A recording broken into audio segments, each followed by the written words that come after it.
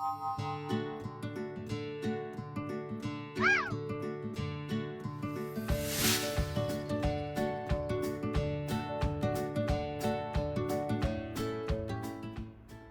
there, welcome to an ordinary review with PJ.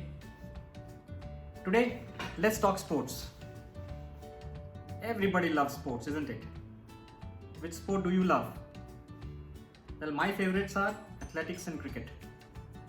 I was an athlete growing up. I used to sprint 100 meters, 200 meters, 4 into 100 relay.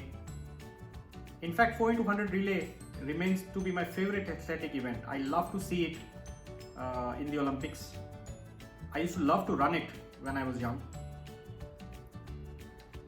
One of the spectacles of sporting is Olympics. I think all of us look forward to it. We were all looking forward to the 2020 Olympics in Tokyo. Unfortunately, the pandemic has postponed the event to 2021, and let's hope it does happen in 2021. But what's good about Olympics is that it has so many sporting events. The best of the best athletes compete against each other to come out on top, and it is an extravaganza of sports. One of the other sports that I've always liked at Olympics, and I look forward to watching it, is gymnastics. It's an amazing sport. I mean, the kind of feats those young boys and girls do in the different disciplines of gymnastics requires a lot of skill, strength, perseverance to succeed in that sport. It's a difficult sport. A lot of guts, I would say. They have difficult training methods. A lot of them go through injuries, so it requires a lot of guts and strength to perform those events. I'm truly amazed by the kind of gymnastic feats these athletes perform. Let's go back to 1976, Montreal Olympics. Something happened in that Olympics that changed gymnastics forever. It was the Olympics where a 14-year-old girl from Romania did something remarkable. She scored a perfect 10 in gymnastics that had never happened before. And since then, the gymnastics has become one of the premier sports in Olympics that people look forward to that event. She won 5 gold medals and dominated the sport while she was the premier athlete.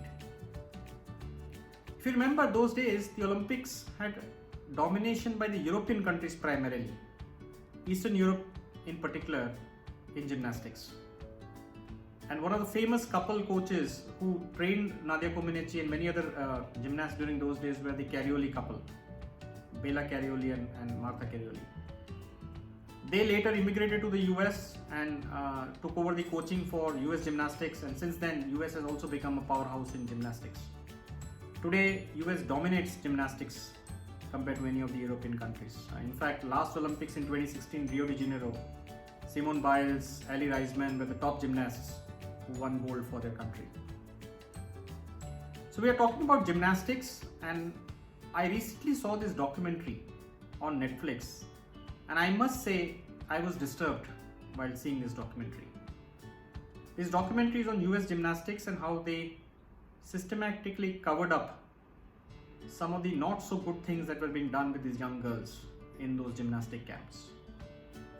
This documentary actually exposes, it's an investigative documentary which exposed the systemic sexual abuse of these young girls in the gymnastic camps run by the Carioli couple, by some of the coaches, and in particular by one doctor called Dr. Larry Nassar, who had been associated with US gymnastics for 29 years.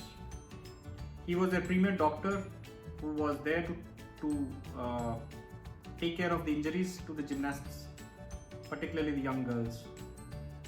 And in the guise of taking care of those injuries, he systematically abused them. The documentary actually brings to forth some very disturbing aspects about US gymnastics, of how the president of US gymnastics got to know about this through complaints by the young gymnasts when they complained about such behavior to their personal coaches or to their parents. But US gymnastics kind of covered up all of these incidents because they did not want US gymnastics to get a bad name. So a systemic cover-up was also done. But Dr. Larry Nassar is the primary suspect who actually abused hundreds of girls, many gymnasts. If you look at him, you find him to be a very innocent looking man. You know, he's a very gentle demeanor, and I'm sure the girls had a lot of trust in him because they believed that he was taking care of them when they were having injuries.